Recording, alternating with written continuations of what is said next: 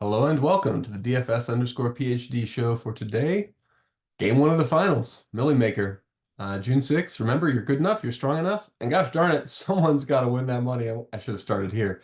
Congratulations, Dr. 2-Inch, our MMA world champion, who's in our Discord, and thank you very much for yeah, it's been fun playing with you all year, and now you're a quarter millionaire. So I hope you're feeling good about that. I'm sure he made a lot of good content towards the end of NBA season. If you follow him on Twitter, comparing the low and high dollar stuff, I really enjoyed that. Hope we get to see more of that. Hope he can, maybe not quit his full-time job. I don't encourage that, but have a lot of vacations, have a lot of vacation time. Maybe put a little bit more free stuff out there for us, hopefully. But I love to see it, Dr. Tuich. You love to see it. And yeah, I'm glad somebody has to win that money. And hey, it's a fantasy football champion or a fantasy championship. So only like that there's a lot of rounds. That's tough. All hail the king. That's impressive. I sprained my thumb and I'm an old man now. Okay, so I'm also sponsored by PredictionStrike. You can use promo code PhD to get their best deposit match deal, and you can check out Jamario from from PredictionStrike is in our Discord all the time, basically pointing out what he thinks are the highest values for UFC every week. Last week it went, what do you say? Composite gain of 35%. I couldn't quite hit that, but there was an error in the app, so all good. They fixed it.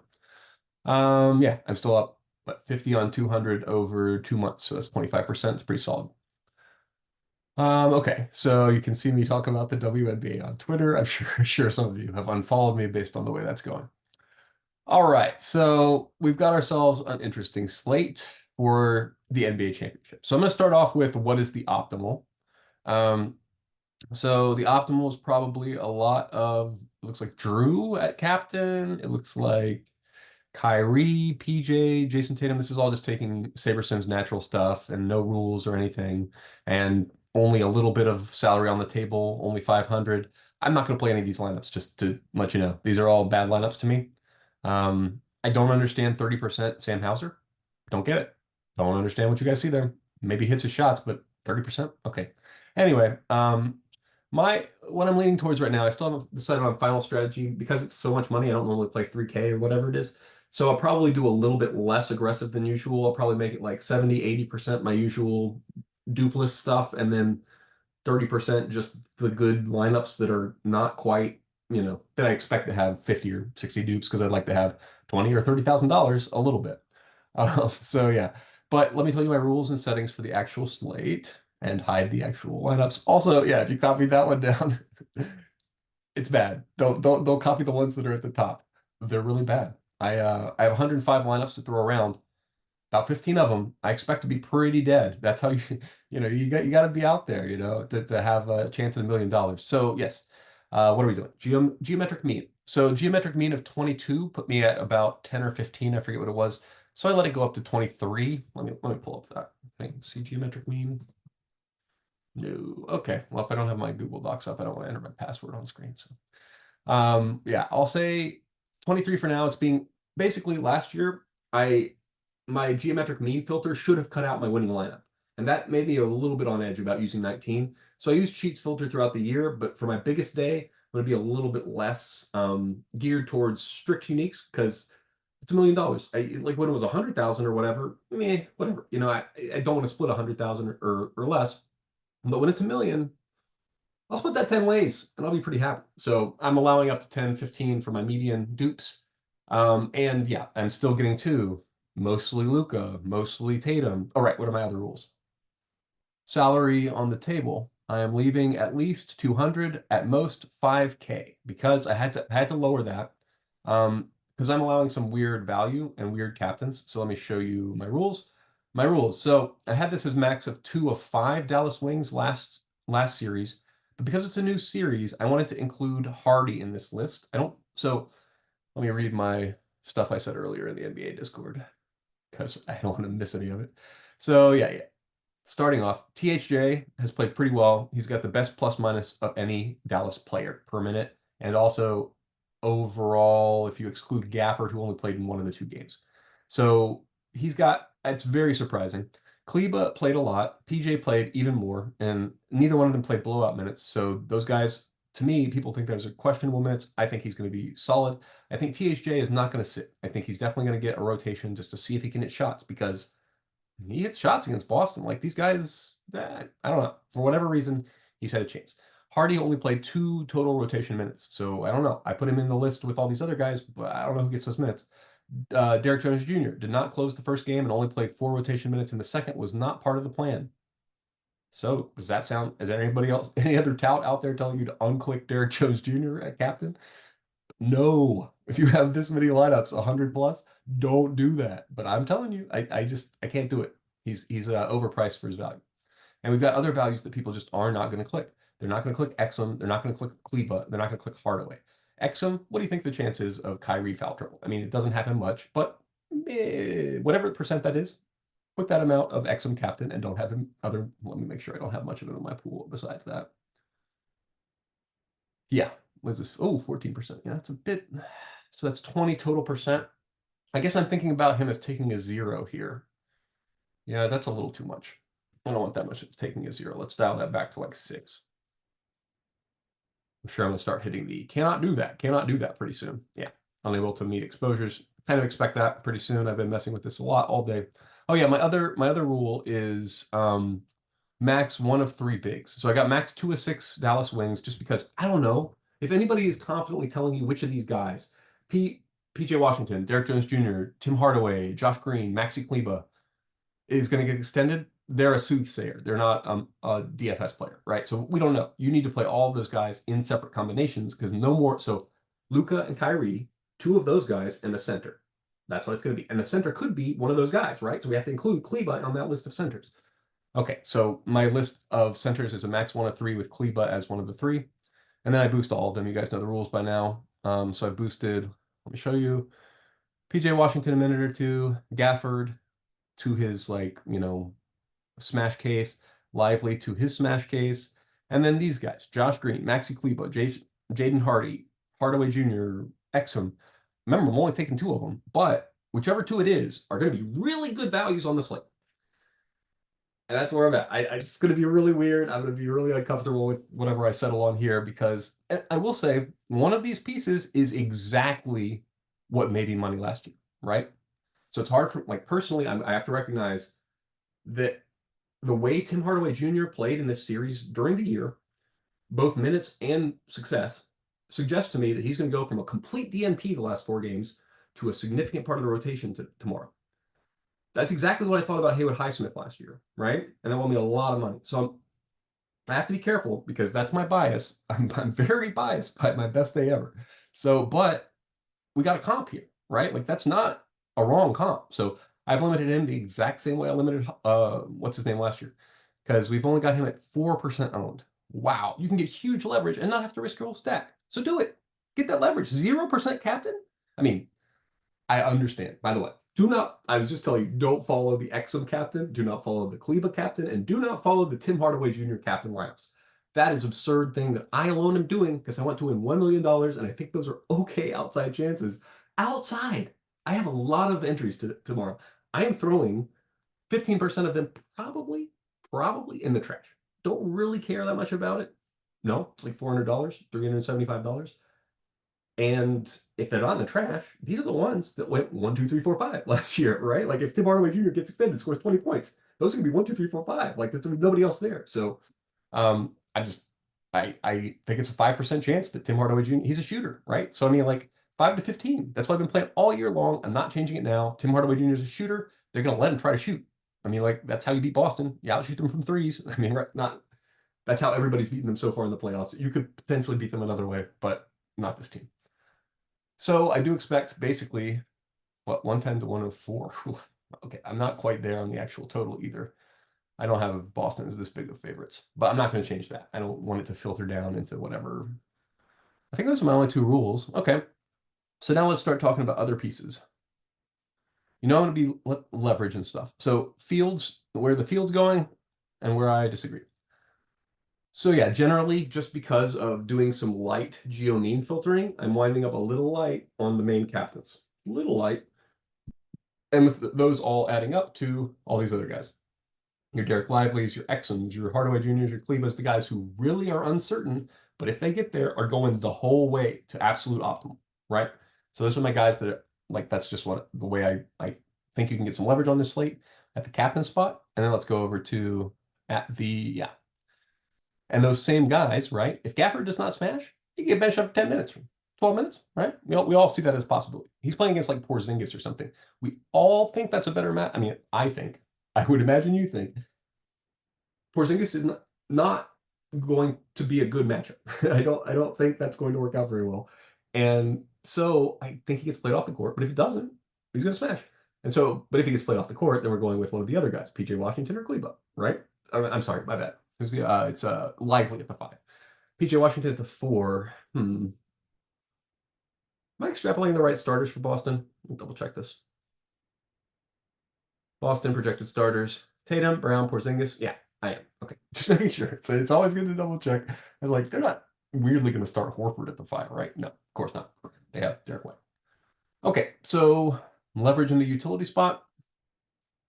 Here's a guess. It's going to be the guys who score all the points, right? I mean, like, that's what you want in the utility. You know, you want it's silly to me that we have 40% Doncic in the utility and only, how much is he in the captain? 15, 20, 25. Either way, we're at like 70% Doncic, 60%, 65, right in the middle. So I don't think there's a 67% chance Doncic is optimal. I think it's closer to 100. So I have it close to like, yeah, if we get a bad Doncic game, don't look for me to 25% in the captain. And then, yeah, 60%. I'm like 85% Doncic. He's amazing. He's an amazing player. And it's not like, it's not a Boston way to stop him, right? Like, I mean, okay, hold on. What were his games earlier in the year against Boston?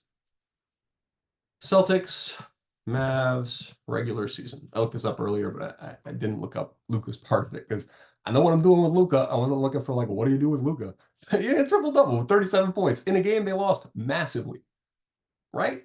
This game they lost by 28 points. In the regular season, he probably didn't play, 37 minutes.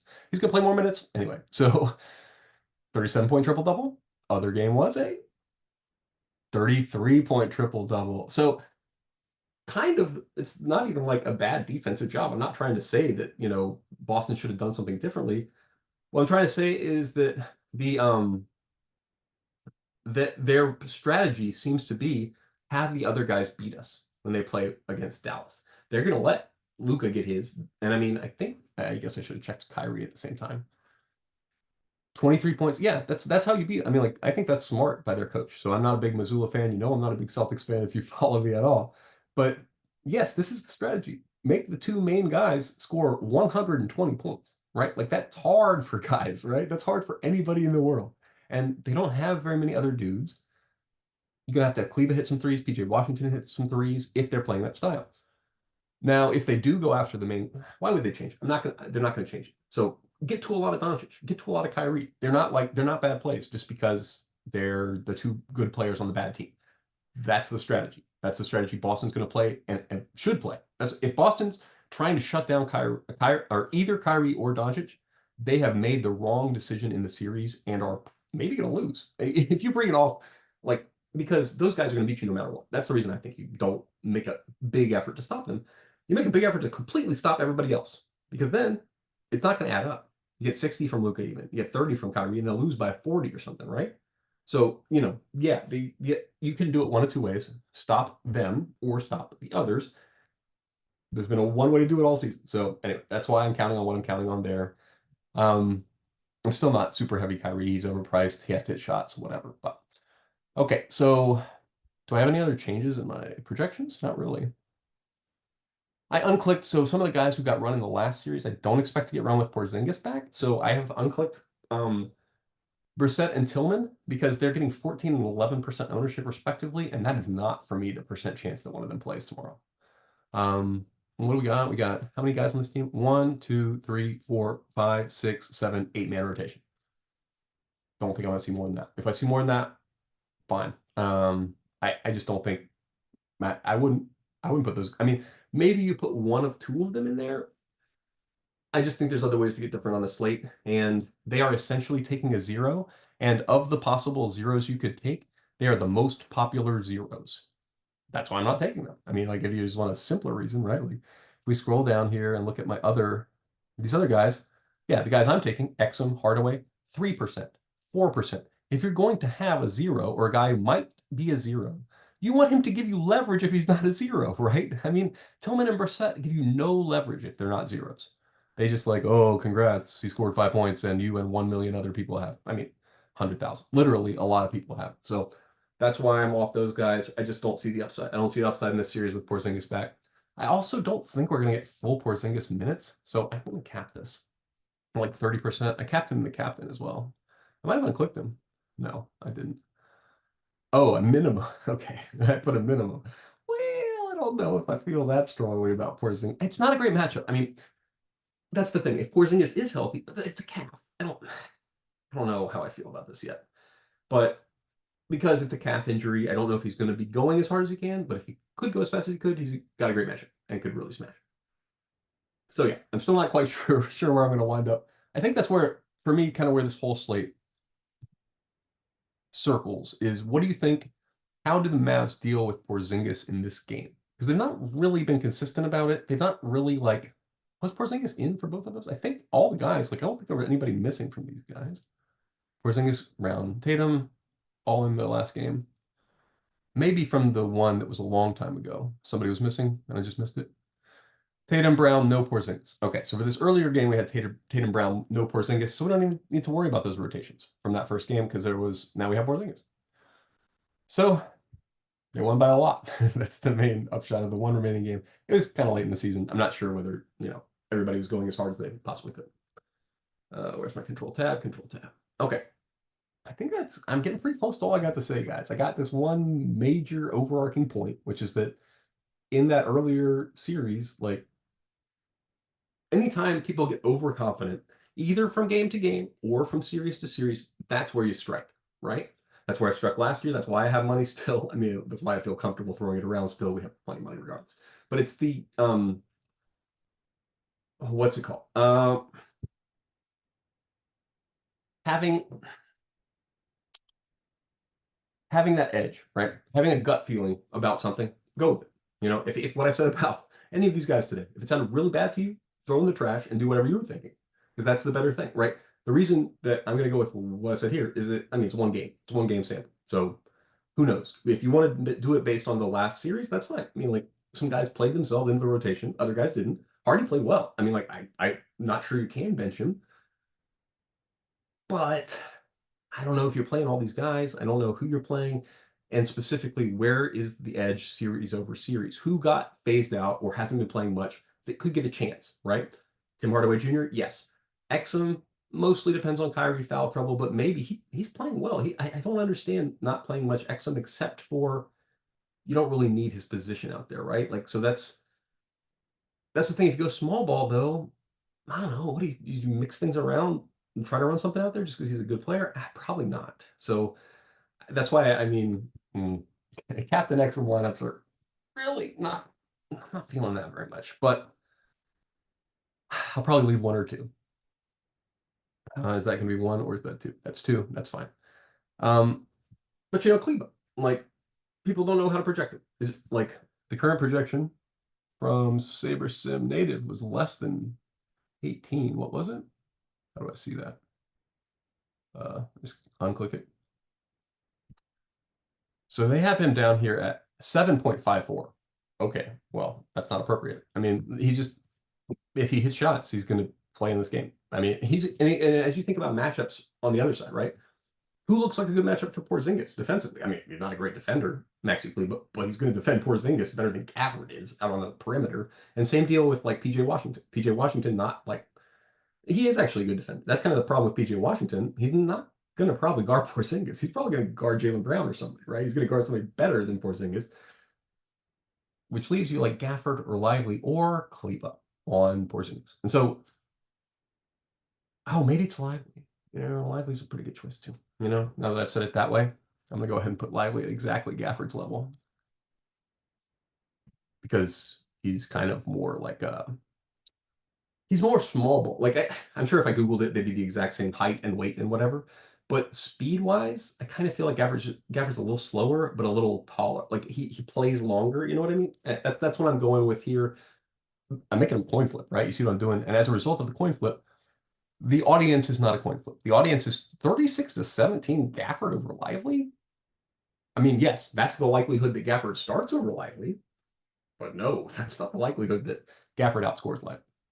So I'm going to definitely, this is going to stand where I'm overweight Lively in the flex and underweight Gafford, just because there's no reason. If Gafford smashes, he's going to smash in the way where you need him over here on this screen, on the captain screen. But yeah, it's all about the centers. If you can figure out the center rotation and how specifically Dallas intends to guard Porzingis over the course of the game, congratulations on your $1 million. And remember, you're good enough, you're strong enough, and gosh darn it, someone's got to win that money. And you can just ask Dr. 2-Inch. Sometimes it is us. All right, enjoy.